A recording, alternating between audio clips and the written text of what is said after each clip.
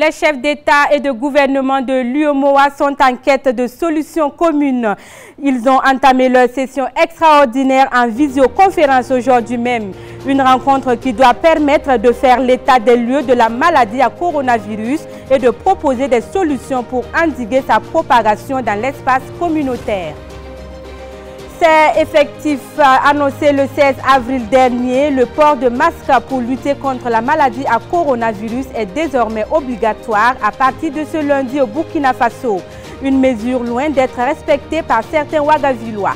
Judith Chimadi nous en parle tout de suite dans cette édition. Dans ce journal également, pour ne pas perdre l'année scolaire et universitaire en cours au Niger, les autorités ont pensé à la mise sur pied d'un enseignement à distance, soit en ligne, soit à la télévision. Mais les dispositions semblent ne pas être au top malgré les instructions données par la hiérarchie afin que ces cours soient faits dans de bonnes conditions.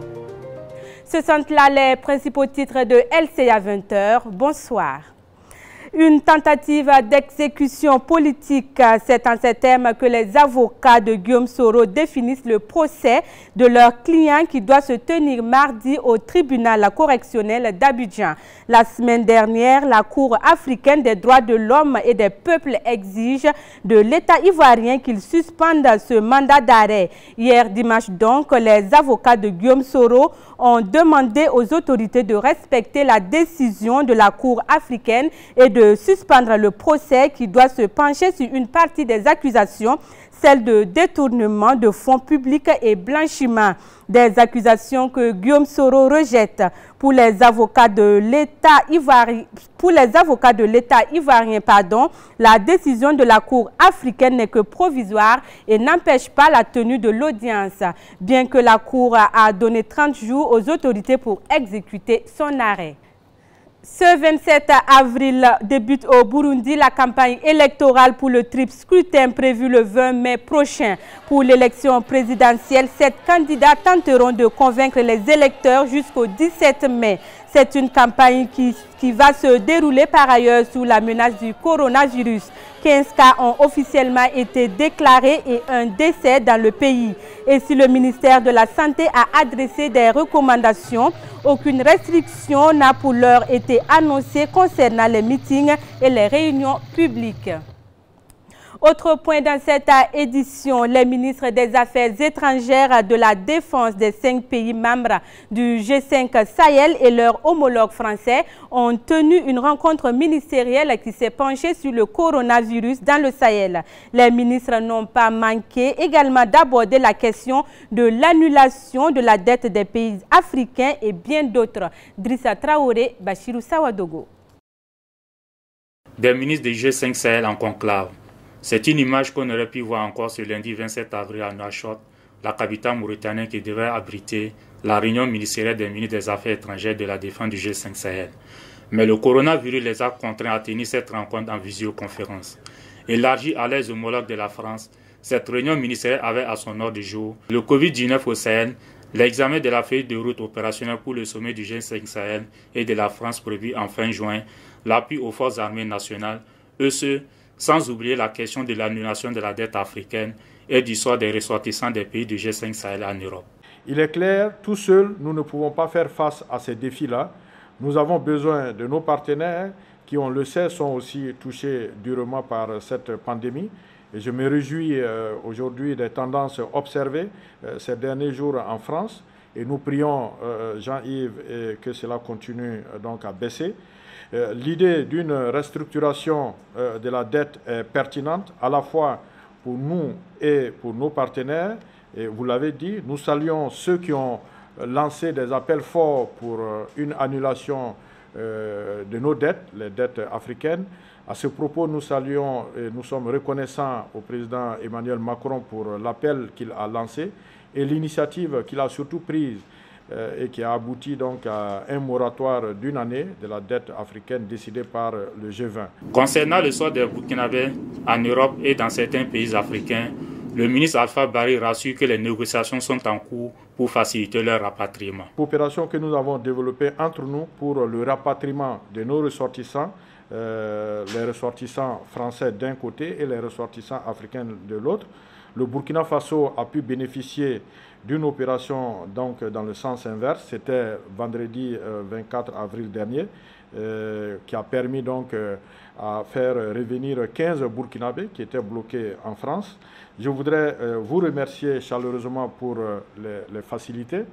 Le souhait de tous ceux qui sont ici, pays du G5, c'est qu'on travaille davantage sur ces opportunités-là pour le retour de nos compatriotes donc, bloqués en France, pas seulement en France, mais en Europe, ceux qui sont en Belgique ou dans les pays voisins en tout cas, comment est-ce qu'on peut les ramener vers Paris afin qu'ils puissent donc profiter de ces vols Air France. Il faut dire que les autres pays membres du G5 Sahel s'appuient actuellement sur la stratégie développée par le Burkina Faso pour rapatrier également leurs ressortissants.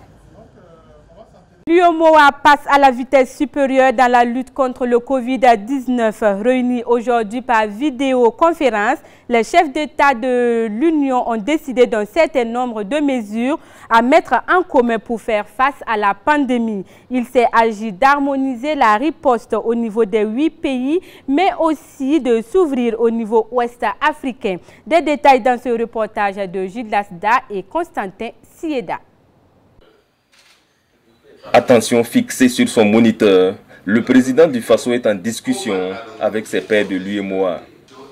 Par écran interposé, les chefs d'État de l'Union échangent sur le Covid-19, l'impact social, sanitaire et économique de la pandémie dans l'espace du groupe. Nous sommes en pleine conférence de l'UEMOA, une rencontre qui se tient par visioconférence. L'UEMOA, ce sont 3500 cas déclarés du nouveau coronavirus, dont 117 décès à ce jour. Pour y faire face, des décisions sont prises niveau Banque centrale. Ces mesures qui ont été prises ont été déjà énoncées pour certains, notamment la possibilité de report d'échéance de 3 mois, la possibilité pour les banques primaires de pouvoir être refinancées en liquidité par la Banque centrale afin de pouvoir justement assurer des financements à des coûts un peu plus intéressants. Parmi les actes forts de cette conférence, la mise en place de bons Covid-19, des bons pour mobiliser les ressources. La durée de maturation de ces bons, c'est 3 mois renouvelables une fois, et les réflexions se poursuivent donc pour voir si on ne peut pas faire en sorte que ces bons Covid-19 soient des bons qui soient renouvelables tout court. Et les chefs d'État vont encore plus loin en suspendant le pacte de convergence dans la zone UEMOA. Vous savez, c'est un pacte qui permettait le contrôle multilatéral des économies avec des règles, comme vous savez, telles que le déficit budgétaire ne doit pas excéder 3%, ainsi de suite. Au regard donc de la situation actuelle, la conférence des chefs d'État a décidé de suspendre, je dirais, ce pacte de convergence en attendant que lors de notre prochain sommet au mois de juillet, nous puissions donc en rediscuter. Avec la CEDEAO, il est attendu une vision globale dans la lutte contre le Covid-19. Une vision qui consistera entre autres en une coopération entre scientifiques des pays membres de la zone Afrique de l'Ouest. Et cela en y incluant pleinement la pharmacopée traditionnelle. Dans la lutte contre le Covid-19, les différents programmes mis en place par les pays membres de l'UEMOA ont coûté à ce jour la bagatelle de 5 000 milliards de francs CFA. Toujours dans le but de lutter contre la pandémie du coronavirus, les autorités nigériennes ont jugé bon de procéder à l'enseignement à distance pour les établissements scolaires et universitaires. Mais étant sans électricité ni Internet, les enseignants et les parents d'élèves sont contre cette option. En ce qui les concerne, ils estiment que l'option des cours en ligne va défavoriser une majorité de scolaires et d'étudiants du dernier pays au monde en termes d'indice de développement humain. Les syndicats du secteur, quant à eux aussi, ne sont pas d'accord pour une telle chose. Le syndicat va plus loin en attirant l'attention du gouvernement sur le risque d'une rupture d'égalité si cette option venait à être mise en œuvre. On revient au Burkina Faso pour parler de port obligatoire de masques contre le coronavirus. Le 16 avril dernier, le gouvernement décidait donc du port obligatoire des masques ou cache-nez au Burkina Faso. et c'est aujourd'hui que la mesure rentre en vigueur. Une mesure qui est loin d'être respectée par les Ouagalais en ce jour. Si pour certains, il faut se protéger du Covid-19 en portant des masques, d'autres par contre avancent plusieurs raisons pour ne pas porter les cache-nez. Ignorance, inconscience ou manque de moyens financiers, vous le verrez dans ce reportage signé Bachirou Sawadogo et Judith Chimadi. À Ouagadougou, tout le monde ne porte pas un masque.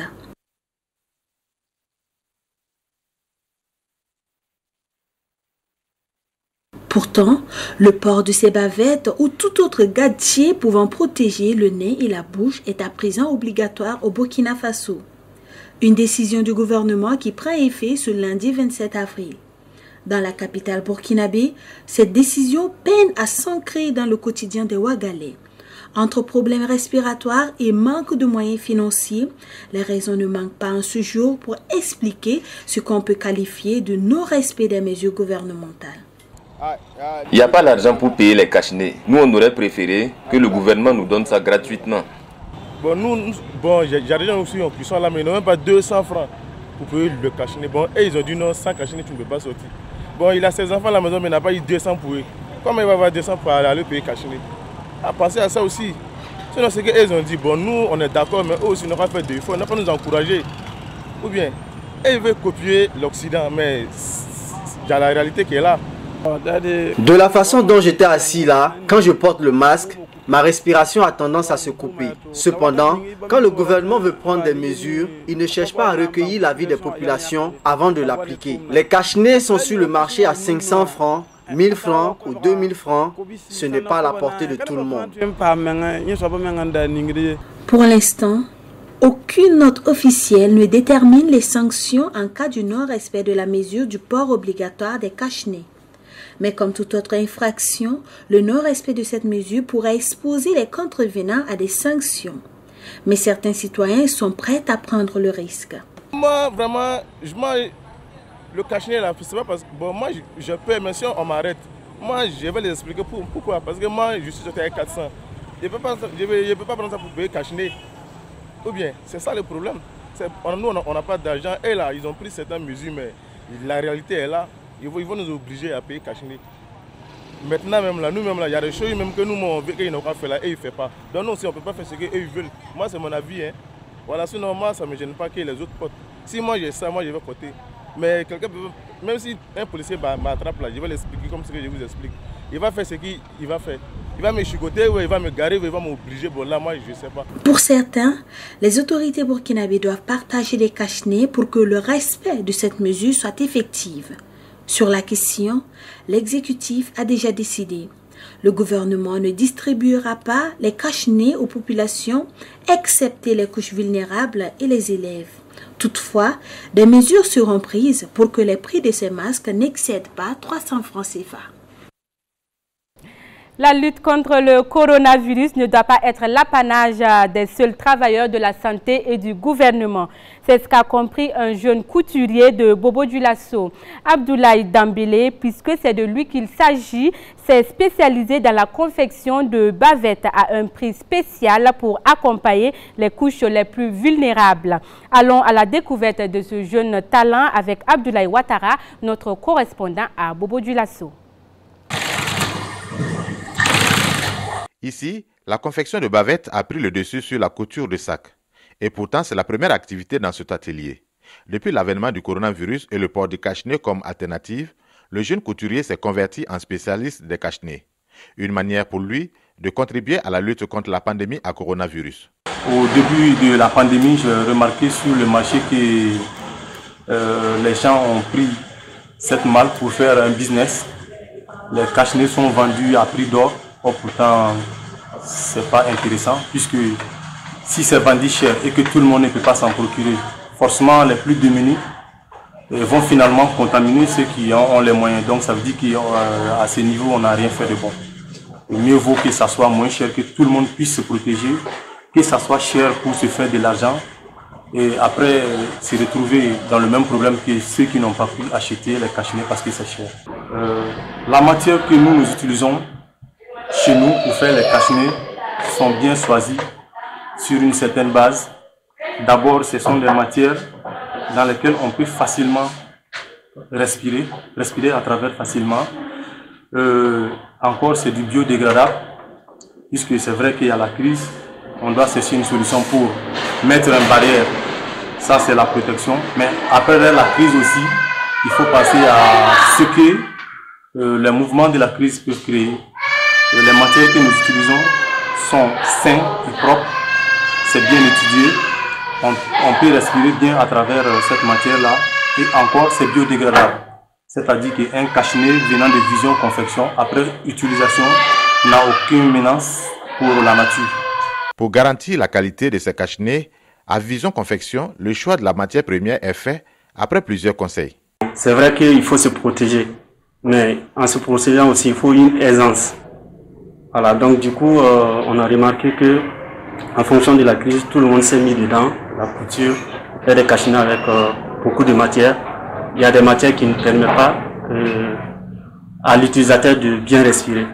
Donc du coup, en fonction de la formation que j'ai suivie et les stages sur le terrain, et j'ai eu à utiliser aussi des cache-nez sans faire médicalement. Donc du coup, c'est par rapport à ça aussi, on a essayé de choisir des matières qui permettent aussi de bien respirer et qui sont encore biodégradables. Parce qu'après la crise, bon, qu'est-ce que les gens vont en faire? Surtout, peut-être ils vont jeter du moins. Donc on s'est dit que bon, après, s'ils jettent, qu'est-ce qui va devenir les matières déjà utilisées? Il faut que ça soit biodégradable pour ne pas polluer l'environnement. Cette initiative est appréciée par de nombreux citoyens qui ne cachent pas leur satisfaction. Lorsque nous avons appris qu'il y a un jeune Burkinabé qui est en train de fabriquer des cache-nez à des coûts très abordables, en tant qu'un acteur de la société civile, nous avons décidé de venir lui rendre visite et de l'encourager dans tout ce qu'il est en train de faire. À première vue, on se dit que vraiment il utilise de la très bonne matière et à de très bons prix. Et ce qui m'a beaucoup plu, ils me disent que la matière est biodégradable. En moins de 2 mois, ce sont plus d'1 million de cache-nez qui sont cousus à Vision Confection. En plus des cache-nez maison, d'autres matières sont utilisées à la demande du client. On poursuit cette édition. Le gouvernement doit être à l'écoute du peuple afin de répondre aux besoins pressants des populations, à savoir la réouverture des marchés et des classes, la prise en charge des malades et du personnel soignant. Tels sont entre autres les propos du président de l'UNIR-PS. Des propos qu'il a tenus lors d'une conférence de presse sur la situation nationale ce matin au siège du parti de l'Union pour la Renaissance, parti sankariste. Reportage signé Ahmed Nanema. L'Union pour la Renaissance, parti sankariste, l'UNIR-PS, tient ici à son siège sa conférence de presse. Le parti invite le gouvernement à prendre en compte les préoccupations majeures des populations afin de permettre un retour à la vie normale au Burkina Faso. Gouverner, c'est prévoir du temps. Et personne n'ayant prévu le Covid-19, il est compréhensible que les hésitations et les tâtonnements alimentent toutes les polémiques savantes. Toutefois, le gouvernement doit rester à l'écoute du peuple et surtout répondre à ses attentes les plus pressantes, telles que l'ouverture des marchés et commerces, la reprise des classes, la prise en charge des malades et du personnel soignant, etc., et sans que cela ne puisse jouer sur la propagation du virus Covid-19, dit-on. Le nouveau coronavirus, au lieu d'être une fatalité, devrait être une opportunité, voire une aubaine pour les pays africains en vue d'enclencher un développement endogène, soutient le président du parti. La pandémie de la maladie à coronavirus est certes un drame mondial, mais l'UNIR-PS soutient avec force que le Covid-19, au lieu d'être une catastrophe apolitique, devrait être une opportunité, voire même une aubaine pour enfin permettre à nos États d'amorcer un développement endogène de transformation structurelle basée sur les changements de comportement et de mentalité. Cependant, le responsable de l'UNIR-PS pense qu'il faudra compter sur la solidarité du peuple burkinabé pour relever ce défi. Une solidarité sans tapage publicitaire, dit-il. La solidarité dont il s'agit pour nous à l'UNIPS est celle dépouillée de tout caractère publicitaire pour n'être qu'un outil de partage et de redistribution des richesses pour faire la promotion d'une justice sociale fondée sur l'équité et la réduction des inégalités pour un monde plus juste où le donateur n'attend pas du donateur un dividende politique ou financier quelconque. L'État doit assumer ses responsabilités pour une reprise effective des activités sectorielles au Burkina, déclare Maître Benouende Sankara. En tout état de cause, je dis bien en tout état de cause, la vie doit reprendre et l'État doit s'assumer pleinement en toute responsabilité. Selon l'UNIRPS, bien que le Burkina Faso ait toujours fait face aux défis, il lui faut une politique plus humanisée qui renforce sa résilience et sa capacité à s'autodévelopper en comptant d'abord sur ses propres forces. Et dans cette situation de crise sanitaire, tout est suspendu au niveau du football mondial. La FIFA vole donc au secours des fédérations nationales. L'instance dirigeante du football mondial va dégager dans les jours à venir environ 150 millions de dollars pour permettre à ces 211 associations membres d'atténuer le choc de la crise sanitaire qui menace la stabilité de l'empire du ballon rond. Un soulagement pour les fédérations nationales qui s'inquiètent des conséquences de la pandémie du Covid-19 sur leur économie. Voilà, c'est ce qui met fin à notre édition du soir. Merci de votre attention. Excellente soirée à tous et à tous. D'ici là, portez-vous bien et à demain.